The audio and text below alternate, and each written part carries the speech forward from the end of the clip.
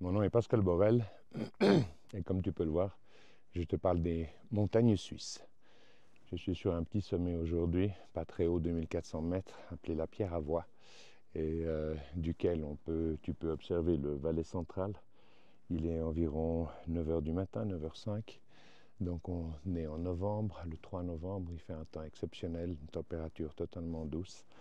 Et j'en profite pour te partager en fait l'environnement dans lequel j'ai la chance de vivre. Aujourd'hui, je vais te parler de liberté d'expression.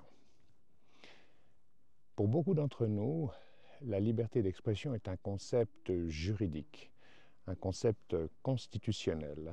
Le premier amendement de la Constitution des États-Unis te donne la liberté d'expression. Mais en fait, non, ce n'est pas du tout un concept social, juridique ou constitutionnel. La liberté d'expression, c'est un concept biologique. C'est un concept biologique en ce sens que elle nous permet de communiquer. Et comme tu l'as peut-être lu dans le livre 2024 que tu trouves sur notre site internet et sur Amazon en français et en anglais, tu auras compris que la communication est le moteur de tous les grands à-coups évolutifs de l'évolution de la vie. Que ce soit au niveau des cellules primitives, des premiers organismes pluricellulaires, c'est toujours la communication qui nous a permis de nous réunir. Et l'être humain a poussé le concept encore beaucoup plus loin, en ce sens qu'il nous a dotés, ou la nature nous a dotés, du moyen de communication ultime sur cette planète. Je parle bien évidemment du langage. Et ça ne s'est pas passé dans le bonheur et la béatitude, parce que faire l'acquisition du langage pour les premières souches humanoïdes qui s'en sont dotées était un risque évolutif majeur, en ce sens qu'il a déjà fallu rabaisser la séparation trachée-œsophage pour dégager les cordes vocales afin de créer les voyelles A, E, I, O, U qui sont indispensables à la locution des phonèmes. Donc, c'est un risque évolutif majeur parce que si la séparation trachée-œsophage est plus basse dans la gorge, les nouveau-nés, quand ils régurgitent le lait maternel, ont de bonnes chances de broncho-aspirer.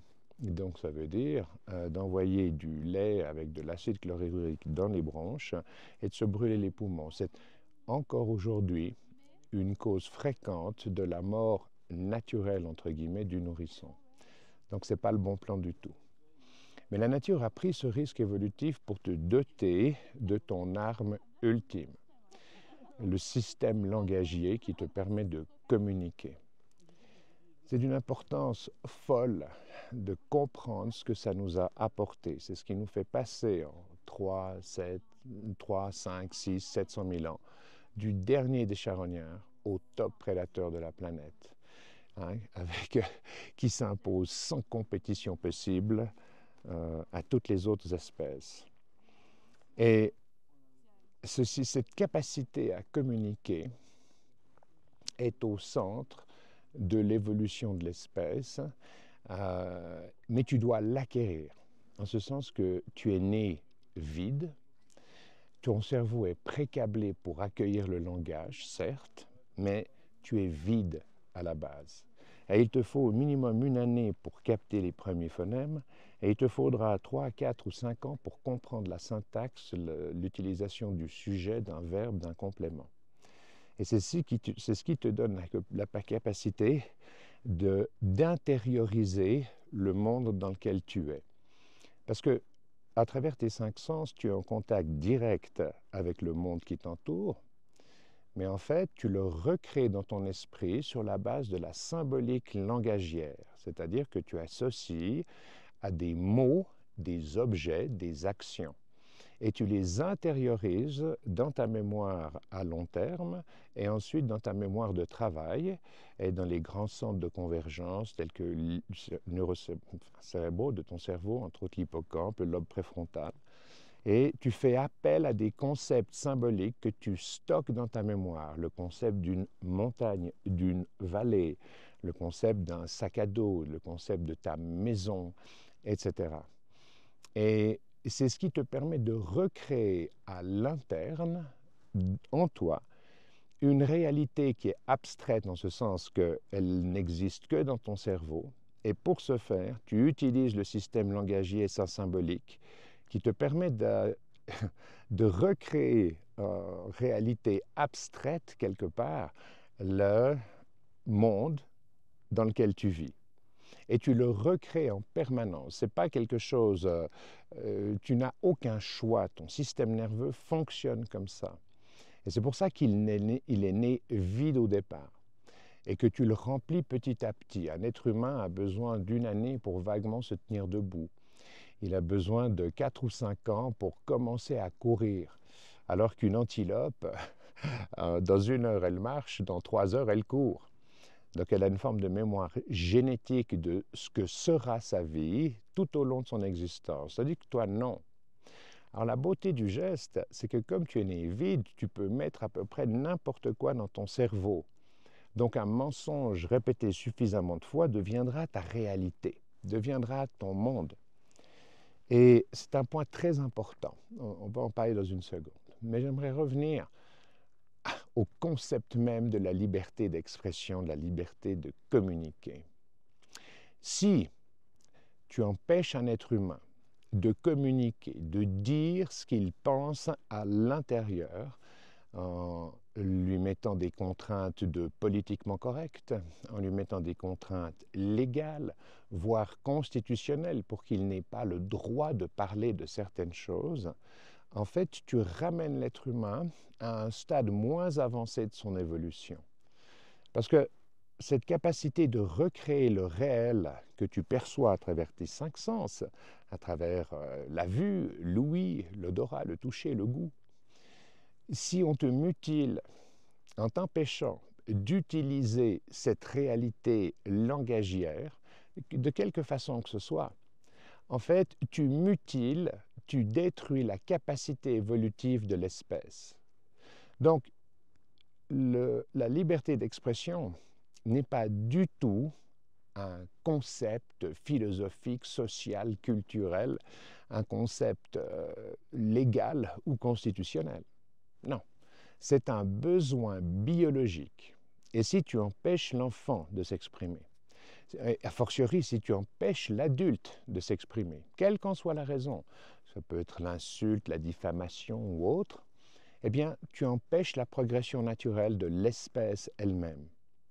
Et c'est très important de comprendre ce point.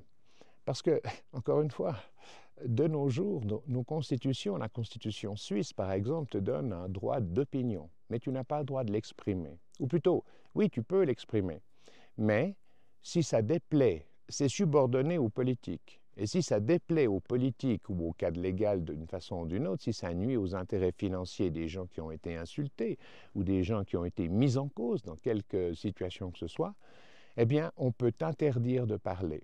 On peut te faire régresser à un stade antérieur de l'évolution de l'humain.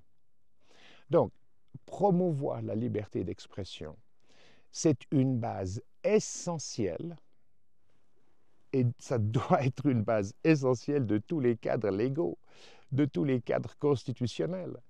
Et si le cadre légal t'empêche de raconter ton histoire à ton fils, à ta fille, à ta communauté, eh bien, le cadre légal devient ton ennemi. Tu dois le changer. Tu dois le réinterpréter pour qu'il serve l'évolution naturelle de notre espèce. Et alors, moi, je suis pour toutes les communautés. Je préfère les communautés basées sur des valeurs familiales, sur des valeurs humaines, que les communautés entièrement artificielles qu'on nous propose, dont les médias se font les ambassadeurs, dont les politiques se font les ambassadeurs, quelque part pour nous diviser. Parce que qu'on soit voque, homosexuel, hétérosexuel, qu'on soit noir, jaune, blanc, bleu ou rouge, finalement on a tous les mêmes besoins fondamentaux. Mais nos systèmes culturels, nos systèmes étatiques, nos systèmes de gouvernance ont besoin de créer des êtres humains divisés pour pouvoir mieux nous contrôler, pour nous faire peur avec des lois qui n'en sont pas, des lois qui peuvent être appliquées ou non en fonction des intérêts des politiques, des modes du moment. Mais j'en reviens, la liberté d'expression C'est tellement fondamental parce que c'est un besoin biologique.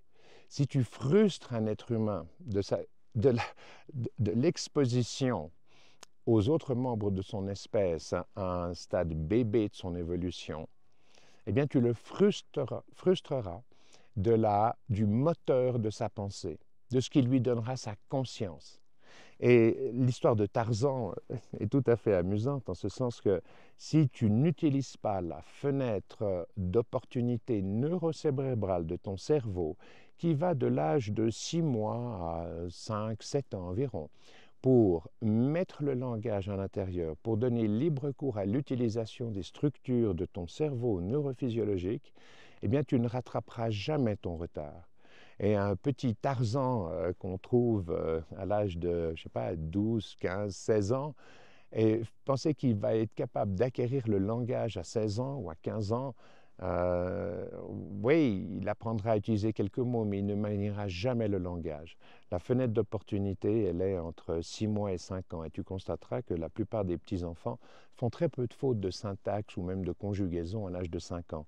Ils ont intériorisé, ils ont intégré tout ça comme moteur de leur pensée.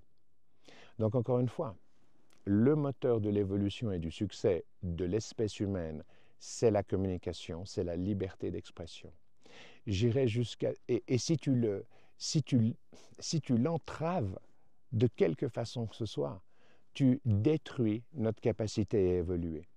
Et pire que ça, tu vas mettre en place un système culturel qui est un phénomène émergent, qui a pris son indépendance du support biologique dont il est issu. Et ce système culturel peut même aller jusqu'à justifier notre autodestruction par des guerres, etc. Comme je le dis dans le livre 2024, les armes atomiques ou les armes chimiques ou bactériologiques seront peut-être la cause de l'extinction de l'humanité, mais en fait, elles n'en seront pas la cause en direct, non. Parce qu'une arme atomique, il faut quelqu'un qui presse sur le bouton et qui soit convaincu que c'est la seule manière de mettre fin à un conflit. Et donc c'est comme une arme, un revolver ne tue que quand on presse la détente. Donc en fait, c'est le phénomène culturel, c'est le phénomène qui justifie notre autodestruction et il est terriblement calqué sur notre capacité à communiquer. Voilà. En conclusion, il nous faut une pleine et entière liberté d'expression. Et les constitutions doivent la contenir, la garantir, la défendre pour que notre système constitutionnel puisse nous donner un avenir, pour que nos systèmes légaux, nos systèmes de gouvernance puissent nous donner un avenir. Et si on s'automutile, le phénomène culturel dans lequel on baigne aujourd'hui va prendre une direction qui sera, comment dirais-je, complètement aléatoire. Et voilà. C'est tout pour aujourd'hui. Je te remercie pour ton aimable attention. Paix à toi. Paix à tous les humains de la planète. Peace out.